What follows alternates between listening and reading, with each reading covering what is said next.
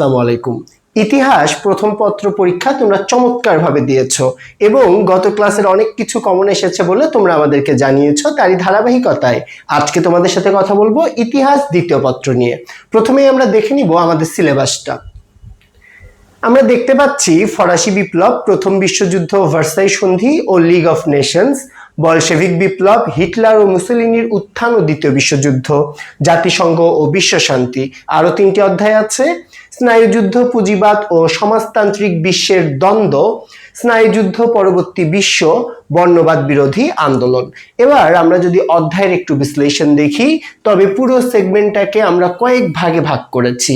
দেখো, শিল্প বিপ্লব এই অধ্যায়টাকে যদি আমরা ভাগ করি, শিল্প বিপ্লবের কারণ, ইংল্যান্ডে শুরু হওয়ার কারণ এবং এটির অর্থনৈতিক এবং সামাজিক প্রভাব, এই ব্যাপারগুলো সম্পর্কে কিন্তু তোমাদের জানতে হবে। ওকে, এরপরে আসো আমরা চলে যাব পরবর্তী অধ্যায় রিভিউয়ে। ফরাসি বিপ্লবের 1789 সালের যেই ঘটনা, সেই ব্যাপারটা তোমাদের জানতে হবে।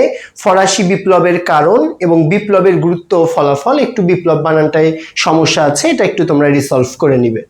ওকে, তারপরে আসো প্রথম বিশ্বযুদ্ধ, ভার্সাই সন্ধি ও লিগ অফ নেশনস। এই অধ্যায়টা থেকে প্রথম বিশ্বযুদ্ধের কারণ, ভার্সাই সন্ধির সত্য ও ফলাফল এবং লিগ অফ নেশনসের ব্যর্থতা। এখানে তোমাদের সৃজনশীল প্রশ্নটা কিভাবে আসতে পারে? এখানে তোমাদের ভার্সাই সন্ধির কারণেই এই নতুন করে বিশ্বযুদ্ধটা আবার হলো, এরকম একটা তোমাদের কিন্তু আর্গুমেন্ট ওখানে বিল্ড করতে হতে পারে। উদ্দীপকে একটা সংগঠনের কথা বলা থাকতে পারে, সেটার পক্ষপাতিত্বের কারণে না চলার একটা বিষয় তোমাদের উল্লেখ করে লিগ অফ নেশনসের ব্যর্থতা ঘ নাম্বারে আসতে পারে। চলে আসি বলশেভিক বিপ্লব। বলশেভিক বিপ্লব কেন হয়েছে, এখানে লেনিনের কি ভূমিকা ছিল, লেনিনের সাথে কমিউনিকেট কইরা তোমাদের কিন্তু একটা উদ্দীপক থাকতে পারে, সেই উদ্দীপকের সাথে তোমাদের রিলেট করতে হবে যে লেনিন চরিত্র। এরপরে এই বিপ্লবের কারণ, বিপ্লব বানানগুলো একটু ঠিক করে নিবা। এরপরে আসো হিটলার ও মুসোলিনির উত্থান ও দ্বিতীয় বিশ্বযুদ্ধ। এখানে ফ্যাসিবাদ, নাৎসিবাদ, এই ব্যাপারগুলো, এই কনটেক্সটগুলো সম্পর্কে তোমাদের ক্লিয়ার একটা ধারণা থাকতে হবে। দ্বিতীয় বিশ্বযুদ্ধ অ্যাকচুয়ালি কেন হয়েছে, এটার কারণ কি? এটা কি অ্যাকচুয়ালি ভার্সাই সন্ধির কারণে হয়েছে? হিটলারের মানে যেই আগ্রাসী মনোভাব ছিল, জার্মানদের উগ্র জাতীয়তাবাদ ছিল, সেটার কারণে হয়েছে, নাকি এর পেছনে অন্য কোনো কারণ আছে? এই ব্যাপারগুলো সম্পর্কে তোমাদের ভালো করে পড়তে হবে।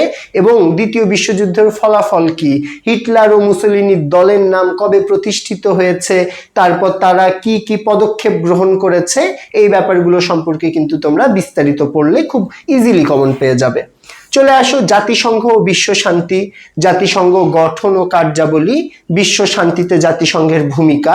এন্ড এখানে তোমাদের একটু লেজ লাগায় এভাবে বলতে পারে যে একটা সংগঠনের কথা বলা হলো, খুব সফলভাবে চলছে, তার সাথে জাতিসংঘকে কিন্তু তোমাদের রিলেটেড কইরা একটা প্রশ্ন দিতে পারে। স্নায়ুযুদ্ধ বা যেটাকে আমরা কোল্ড ওয়ার বলি, পুঁজিবাদ এবং সমাজতন্ত্রের ভিতর যে যুদ্ধটি চলছিল, এখানে তোমার মূল সমাজতন্ত্রের ভিতরে আমরা দেখতে পাই যে এখানে রাশিয়া সহ যেই দেশগুলো ছিল এবং তার সাথে ইউএস এর যেই দ্বন্দ্বটা, এই ব্যাপারটা কিন্তু এখানে উল্লেখ করা হয়েছে।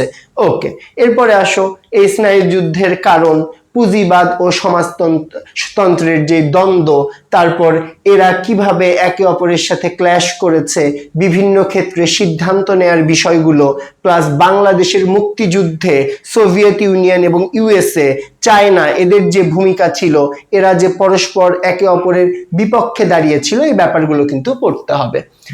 সোভিয়েত ইউনিয়নের পতন কেন হয়েছে, নতুন বিশ্ব ব্যবস্থা এবং স্নায়ু যুদ্ধ পরবর্তী বিশ্ব, এই ব্যাপারগুলো একটু দেখে নিবা। তারপরে আসো বর্ণবাদ বিরোধী আন্দোলনের দক্ষিণ আফ্রিকা সম্পর্কে পড়বা। এই দক্ষিণ আফ্রিকায় মানুষজন কিভাবে সাপ্রেসড হয়েছে, সেই ব্যাপারটা জানতে হবে। নেলসন ম্যান্ডেলা এখানে খুবই গুরুত্বপূর্ণ এবং তোমরা অবভিয়াসলি তোমাদের ইংরেজি সেকেন্ড পেপার বইয়েও তার সম্পর্কে অনেক কিছুই পড়েছো, সুতরাং আশা করি এই ব্যাপারটা নিয়ে তোমরা খুব ভালো করে অ্যান্সার করতে পারবে। বর্ণবাদ বিরোধী আন্দোলনের যে ইতিহাস আছে, বর্ণবাদ কয় টাইপের হয়, টাইপগুলো পড়ে ফেলবা। তারপরে ম্যান্ডেলার ভূমিকা পড়বা, মহাত্মা গান্ধীর ভূমিকা পড়বা। এর পাশাপাশি আরো যারা পথিকৃৎ ছিল তাদের ভূমিকা পড়বা। এগুলো পড়লেই আমি একেবারে অ্যাসিউর করছি তোমরা কিন্তু সৃজনশীল অবশ্যই কমন পেয়ে যাবা। তার সাথে বিগত বছরের যেই কোশ্চেন ব্যাংকটা আছে বা যেটাকে আমরা টেস্ট পেপার বলি, টেস্ট পেপারের প্রত্যেকটা অধ্যায়ের প্রথম 7 থেকে 8টা প্রশ্ন ক খ অ্যাজ ওয়েল অ্যাজ